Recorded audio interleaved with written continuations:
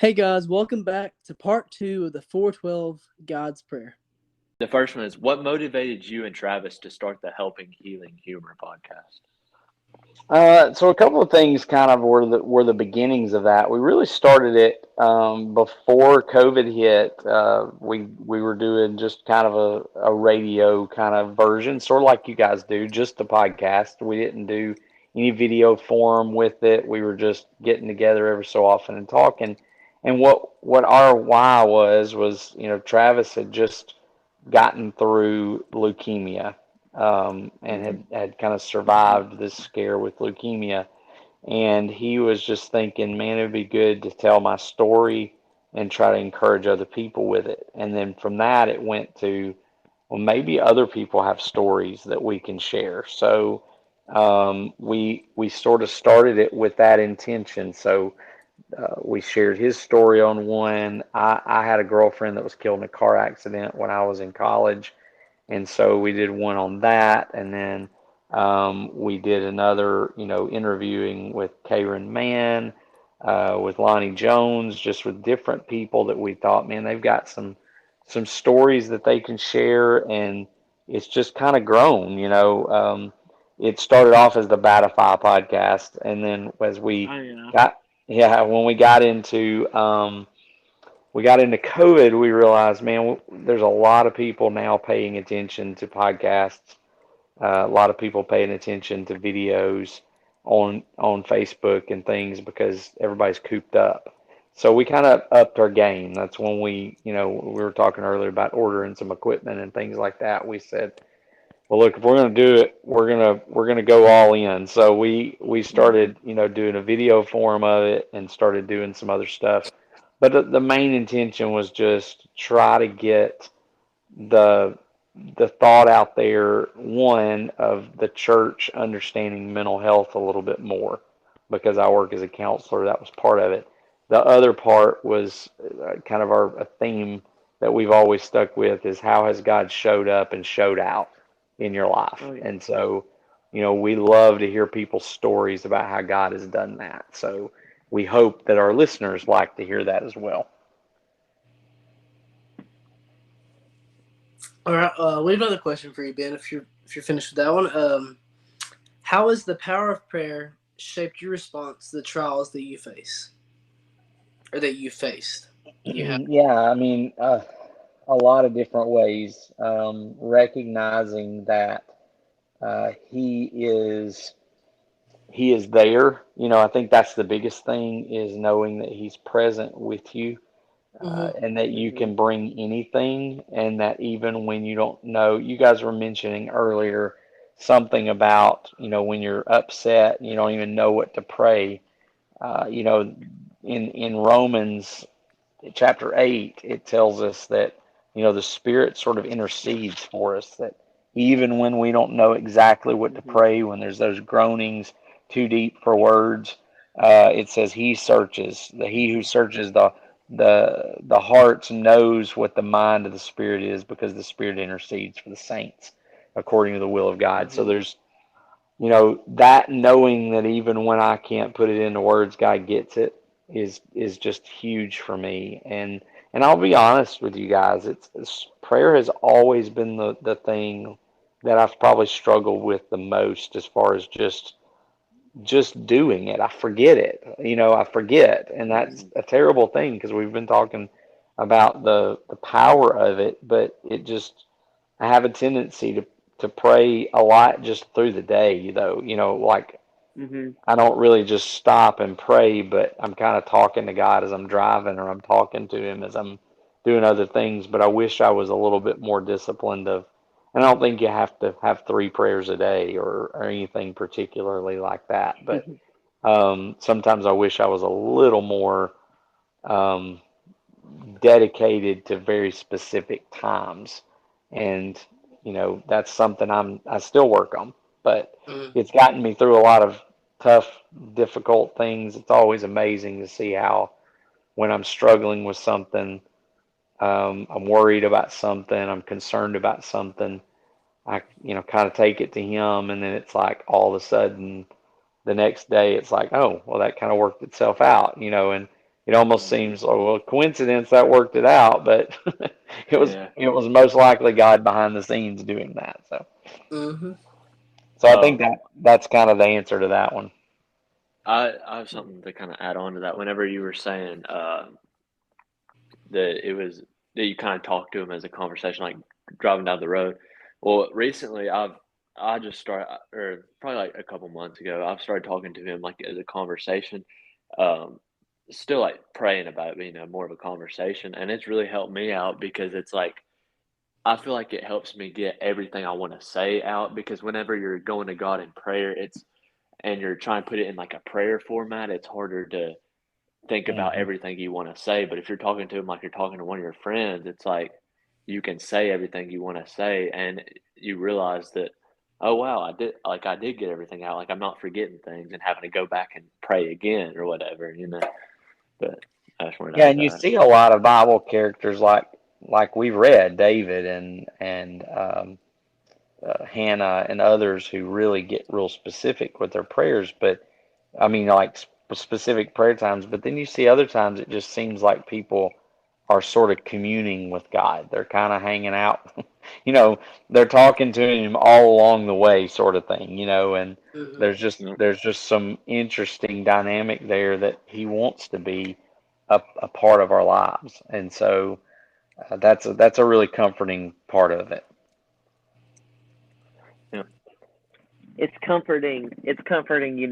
You're talking about the Helping Healing Humor podcast, and y'all's focus is where is God showing up and showing out.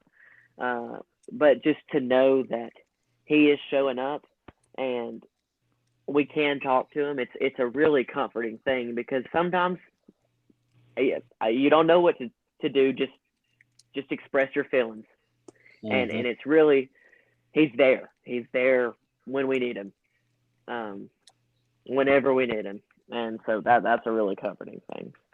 It's true. Um, and so thinking about the power of prayer, I thought I was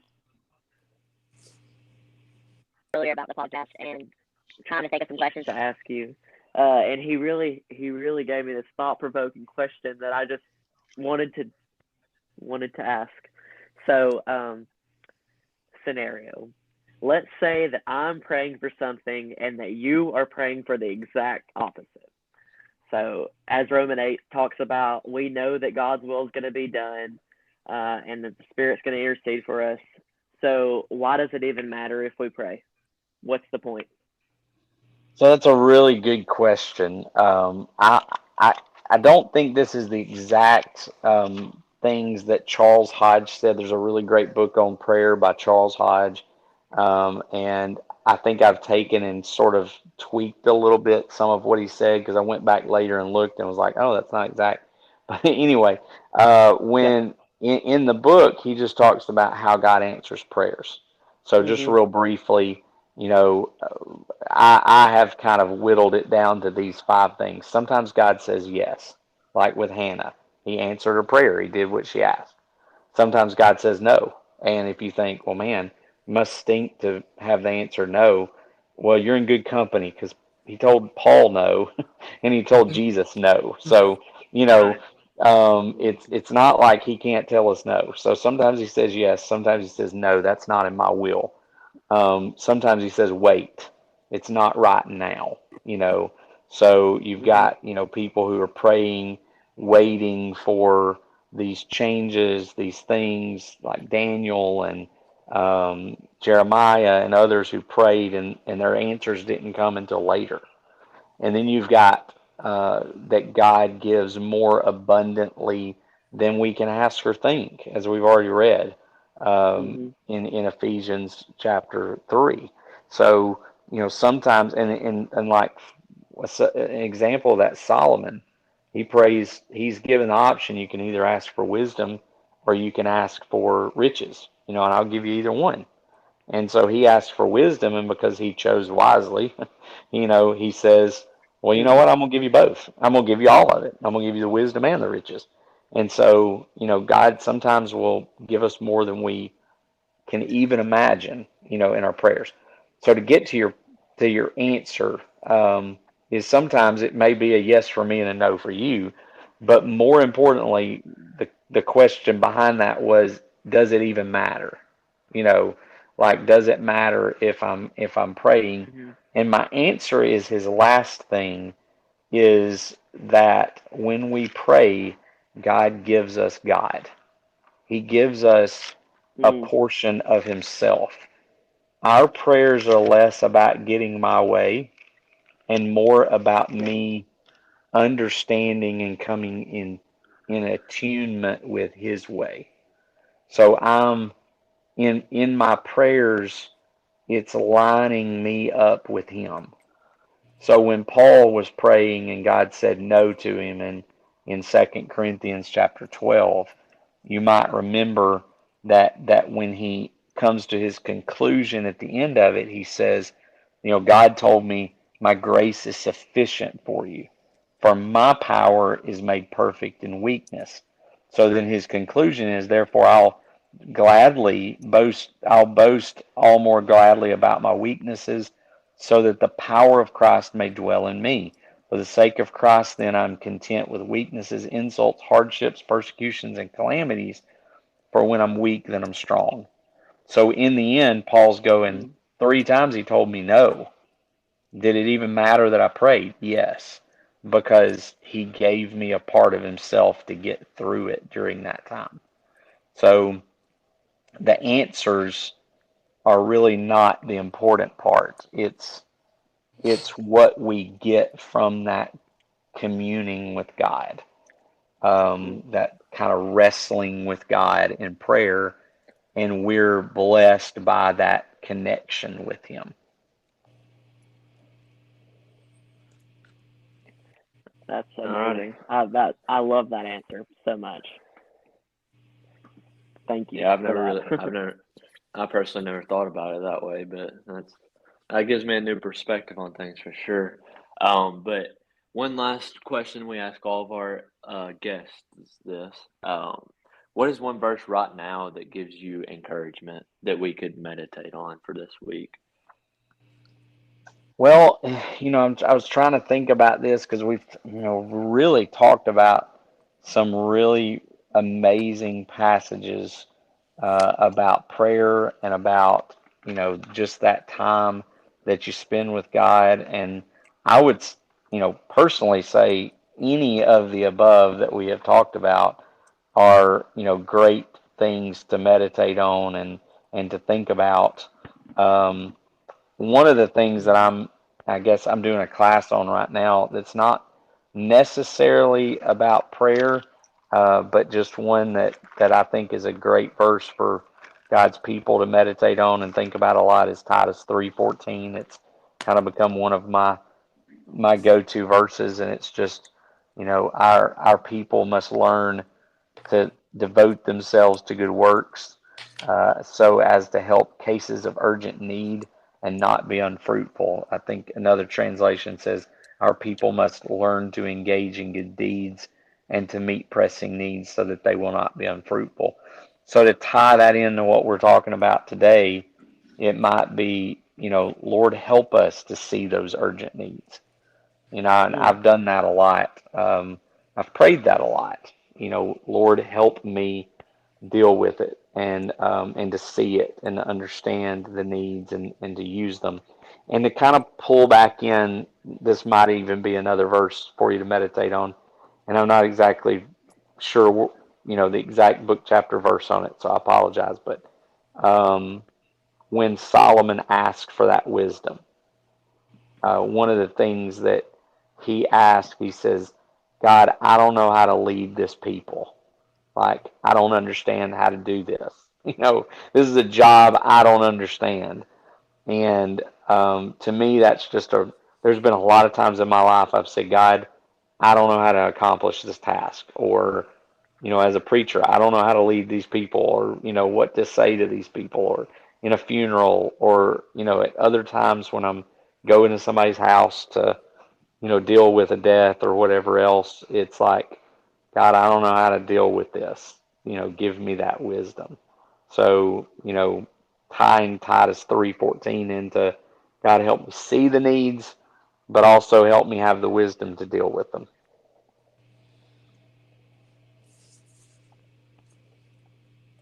That's awesome. I appreciate those verses that you've given us, and it really definitely gives us something to think about.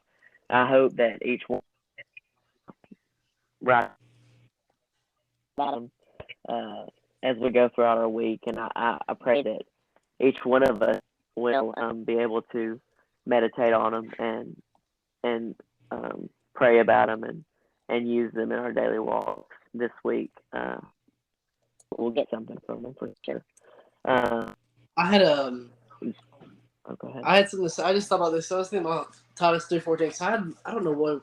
I think me, Eli, and Garrett were talking about something, but we were talking about. I guess we were talking about your podcast or something. But I'd read Titus 3:14, and where it says to let our people learn to devote themselves to good works, so as to help cases of urgent need, not to be unfaithful.